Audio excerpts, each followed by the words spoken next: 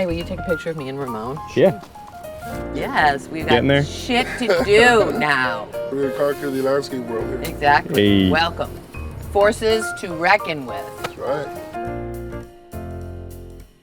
On behalf of myself and my crew, I'd like to say thank you to Mother Nature for all she has done for us.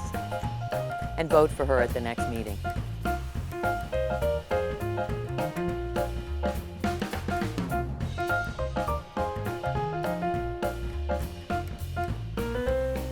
Juicy gravy. We got all kinds of juicy gravy. You should go make sure you use that today. I do have food on my mind. I have food on my mind every day. Who are we kidding? We are at a fabulous house that I love so much. It started 2 years ago. We put this garden in, but the surrounding garden started taking beautifully. And we're back to using sod. This is a different kind of sod though. This is called St. Augustine. It's more of a tropical sod. It needs a little more water, a little more love, a little more food, not too much water, not too much love, and not too much food. So we have to find the perfect balance in order for this to really take. But we are going to be so on this one because it's such a beautiful place. And actually, I think the grass, I'm not the biggest grass proponent, but I do feel like putting sod here in this house will make it like the finishing touch. The juicy gravy on this beautiful spot, because she wanted to be able to dance on it, get naked on it, and just have fun on it. And I feel like finally, hopefully, she will achieve all that. I will keep you posted, but come look at what 1,300 square feet of St. Augustine sod looks like.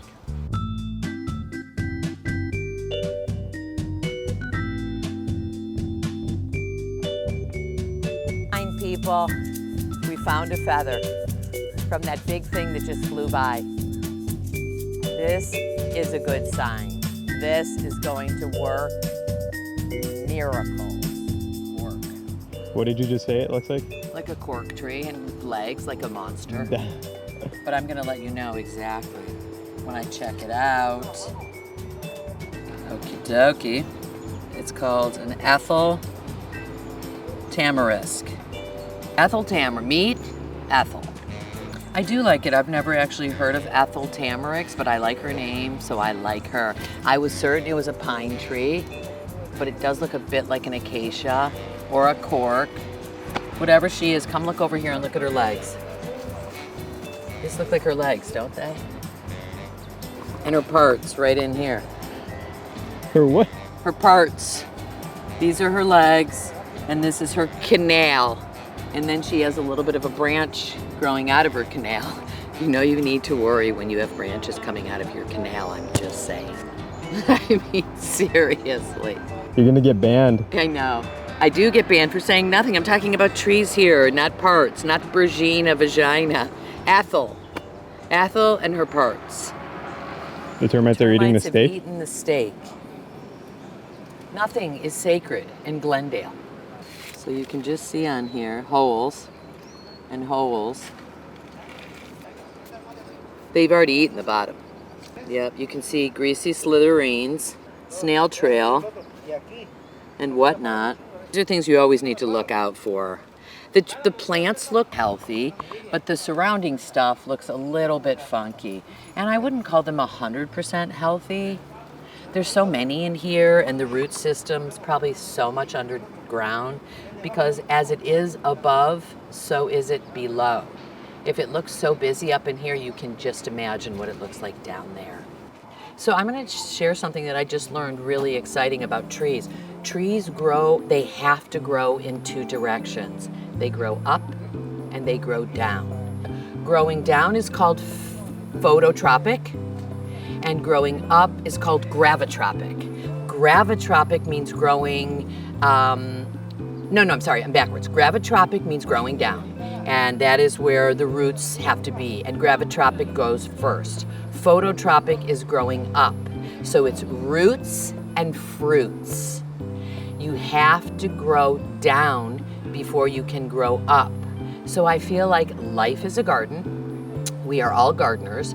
We all have to dig in to do the work that nobody sees the root work doing. They only see the fruit work doing. The fruits are like, look at me, I'm a rock star. But they wouldn't be there if it weren't for the roots.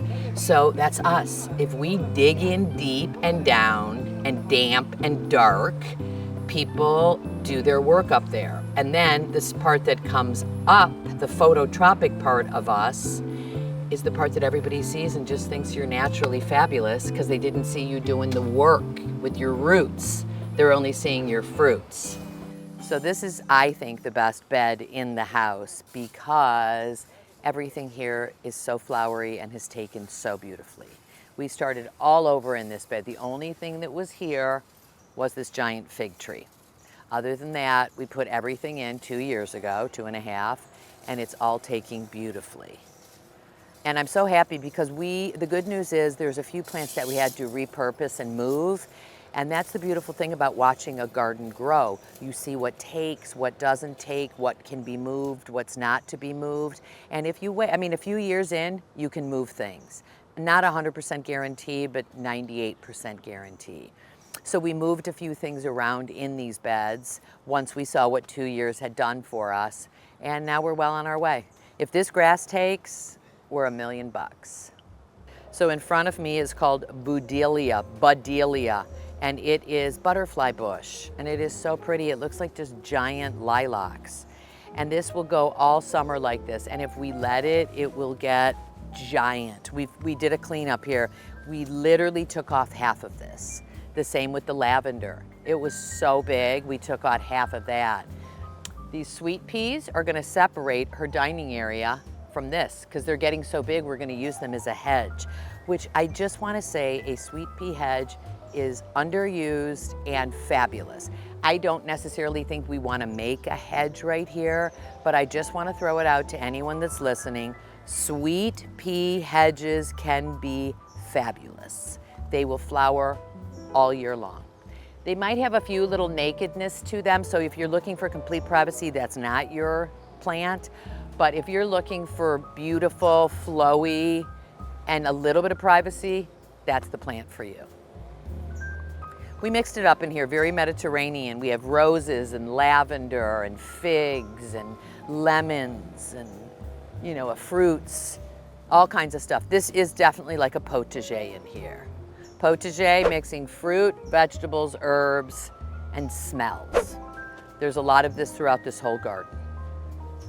Another fabulous plant that I love more than anything is penstemon.